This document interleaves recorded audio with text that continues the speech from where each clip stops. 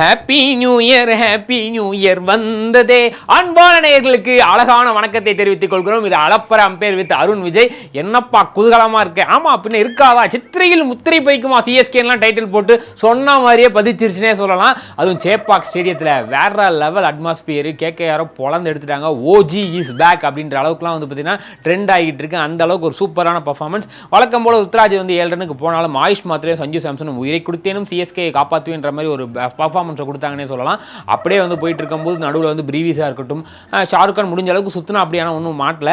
அப்படி இப்படின்னு சொல்லிட்டு வந்து பார்த்தீங்கன்னா ஒரு 220 230 எதிர்பார்த்தோம். 190 ப்ளஸ் தான் வந்தது. இது போதுமா அந்த கிரௌண்டில்? இதெல்லாம் பத்தாதுங்க, எப்படிங்க பத்தோம் அப்படிலாம் சொல்லிட்டு இருந்தவங்களுக்குலாம் வந்து பார்த்தீங்கன்னா ஹாய் நாங்கள் பற்ற வைக்கிறோம் பாருங்க அப்படின்ற அளவுக்கு வந்து பார்த்தீங்கன்னா சூப்பரான போலிங் பெர்ஃபார்மன்ஸ் பை சிஎஸ்கேன்னு சொல்லலாம். ஏகேவாக இருக்கட்டும், நம்ம வந்து கலி அகமதாக இருக்கட்டும், ஸ்பின் முக்கியமாக வந்து பார்த்தீங்கன்னா அகில் ஹுசைன் ப்ளஸ் வந்து நூர் அகமது வேறு லெவல் போலிங்னே சொல்லலாம். அதுவும் அகில் ஹுசைன் பால்லாம் 2 கேட்ச் விட்டாங்க. அப்பயும் வந்து பார்த்தீங்கன்னா பரவாயில்லைங்க, நான் பார்த்துக்கிறேன், 2 விட்டா நான் திருப்பி 2 விக்கெட் எடுத்துகிட்டு போகிறேன் அப்படின்ற அளவுக்கு வந்து பார்த்தீங்கன்னா சூப்பரான போலிங். அதுவும் நூர் அகமதுலாம் கன்சிக்யூட்டிவாக தொடர்ந்து 2 விக்கெட்லாம் எடுத்து அதுக்கப்புறம் அடுத்த ஓவரில் நான் ஒரு விக்கெட் எடுக்கிறேன் பாருன்னு 3 விக்கெட்லாம் எடுத்தார். வேறு லெவல் பர்ஃபார்மன்ஸ்.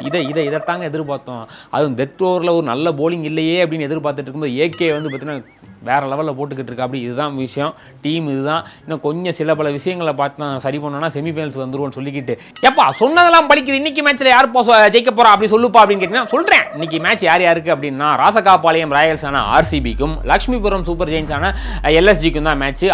எல்எஸ்ஜி ஓனர் ஆனந்த கண்ணீர் விடுவாரா இல்லை வந்து பார்த்தீங்கன்னா வைத்தறிச்சலில் அழுவாரான்னு பொறுத்திருந்து பார்ப்போம். 2 பேரும் டீமுக்கும் ப்ரெடிக்ஷனை போட்டு ப்ளஸ் அண்ட் மைனஸை சொல்லுப்பா அப்படின்னு கேட்டிங்கன்னா நட்புக்காக சரத்குமார் விஜயகுமார் மாதிரி வந்து பார்த்தீங்கன்னா ஆல்ரெடி உப்பில்லா கூலிட்டாலும் முன்பதே அமிர்தமாகும்ன்ற மாதிரி ஆர்சிபிக்கு உசுரை கொடுத்து ஆடிக்கிட்டு இருக்க சால்ட்டு கிங் கோலி ப்ரைம் ஃபார்மில் இருக்காங்க. இப்போ என்னப்பா எல்லாரும் ஓப்பனர்ஸ்லாம் ப்ரைம் ஃபார்மில் இருந்தால் என்னப்பா அப்படின்னா யார் இருக்காங்க இல்லையா, ஆர்சிபியில் இவங்க 2 பேர் இருக்காங்க, வெறித்தனமாக ஆடுறாங்க.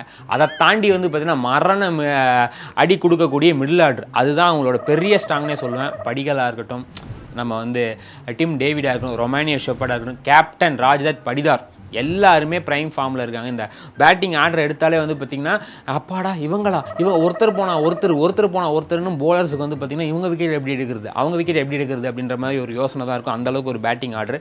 இந்த பக்கம் அப்படியே எடுத்துக்கிட்டோன்னா நாங்கள் என்னங்க யார் வம்புக்குங்க வந்தாங்க, வரபாலை மட்டும் அடிப்பங்க அப்படின்னு சொல்லக்கூடிய பேட்டிங் ஆர்டர் தான் எல்எஸ்ஜி கிட்டே இருக்குது. மிச்சல் மார்ஷ் அதுக்கப்புறம் வந்து பார்த்தீங்கன்னா மக்ரம் 2 பேருமே வந்து பார்த்திங்கன்னா நல்லா ஆடினா மட்டும்தான் எல்எஸ்ஜியை காப்பாற்ற முடியுமான்னு கேட்டிங்கன்னா அவங்க எங்கே நல்லா ஆடினாங்க, நல்லா ஆடாமல் நாங்கள் 2 மேட்ச் ஜெயிக்கலையான்ற மாதிரி தான் ஓப்பனிங் இருக்குது. ஸோ மிடில் ஆர்டர் கொஞ்சம் நல்லா ஆடுறாங்க. முகில் சௌத்ரியாக இருக்கட்டும், அப்புறம் வந்து ரிஷப் பண்ட் கேப்டன் எப்போ ஓனருக்காகவே பயந்து ஆடுவ போலப்பா அப்படின்ற அளவுக்கு தான் வந்து பார்த்திங்கன்னா ஒரு பர்ஃபார்மன்ஸ் கொடுத்துக்கிட்டு இருக்காரு. ஸோ இவங்கெல்லாம் வந்து பார்த்திங்கன்னா பூரான்லாம் பெருசாக இன்னும் ஜொலிக்க ஆரம்பிக்கல. ஜொலிச்சார்னா வந்து இவங்களுக்கு ஒரு பெரிய சப்போர்ட்டாக இருக்கும். இவங்கெல்லாம் வந்து பார்த்திங்கன்னா ஒரு நல்ல உயிரை கொடுத்தேனும் எல்எஸ்ஜிக்காக நான் வந்து மேட்சை வின்னிங் அடிக்கிறேனோ இல்லையா கண்டிப்பாக ஒரு 50 அடிப்பேன் அப்படின்னு சொல்லக்கூடிய ஆயுஷ் பதோனி. இதை அப்படியே கம்பேரிட்டிவ் போட்டிங்கன்னா இது எங்கேயோ ஏற்காடு கிட்டே இருக்குது, இது எங்கேயோ வந்து பார்த்திங்கன்னா இந்த பக்கம் இருக்குது, வேலூர் கிட்டே இருக்குது அப்படின்ற அளவுக்கு தான் வந்து பார்த்திங்கன்னா ஒரு டிஸ்டன்ஸ் இருக்குது.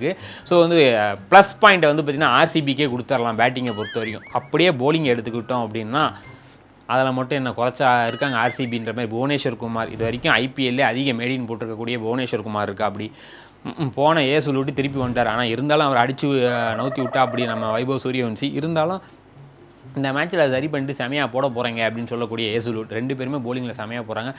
ஜேக்கப்புமே வந்து பார்த்திங்கன்னா நல்லா போடுறா. அப்படி சுகேஷ் சர்மா ஸ்பின்னுக்கு இருக்கா. அப்படி இவர் அதுக்கப்புறம் குணால் பாண்டியா ஸ்பின்னா இல்லை வந்து போலிங்கா இல்லை என்ன கருமனு தெரியல, செங்கல் சைக்கோ மாதிரி 1 பவுன்ஸை போட்டு ஏற்றுறா. அப்படி அம்பேரும் எதுவும் சொல்ல மாட்டேங்கிறாங்க, பேட்ஸ்மேனால் ஆட முடியாமல் திணறாங்க. ஸோ இதெல்லாம் வந்து பார்த்திங்கன்னா ஒரு பெரிய ப்ளஸ் பார் வந்து பார்த்திங்கன்னா ஆர்சிபி.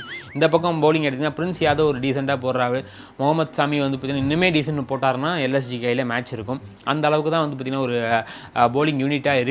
ஸோ வந்து ஸ்பின்னுக்கு வந்து திக்வேஷ் இருக்கார். இவங்கெல்லாம் வந்து ஓவராலாக பார்க்கும்போது ஓகே தான் அப்படின்ற மாதிரி தான் இருக்குது. ஸோ கம்பேரிட்டிவ்லி போட்டோம்னா ஹோம் க்ரௌண்ட் அட்வான்டேஜ் எல்லாமே சேர்த்து வந்து பார்த்திங்கன்னா 60 இல்லை 70% ஆர்சிபிக்குனே போட்டுக்கலாம். இன்றைக்கி வந்து எல்எஸ்ஜி ஓனர்கிட்டேருந்து ஒரு நல்ல தரமான சம்பவம் இருக்குது. ரிசர்வ் பண்ணிட்டுன்னு வெயிட் பண்ணி பார்ப்போம். ஸோ 30% எல்எஸ்ஜிக்கு போட்டிருக்கேன். ஸோ இதை நம்பி கண்ட ஆப்பில் காசு போட்டிங்கன்னா கம்பெனி பொறுப்பு இல்லைன்னு சொல்லிக்கிட்டு இந்த வீடியோ உங்களுக்கு பிடிச்சா லைக் பண்ணி ஷேர் பண்ணுங்கள், கமெண்ட் பண்ணுங்கள், மறக்காமல் பரிதாபங்களில் சப்ஸ்கிரைப் பண்ணுங்கள் சொல்லி விடைபெறுகிறோம். நன்றி, வணக்கம்.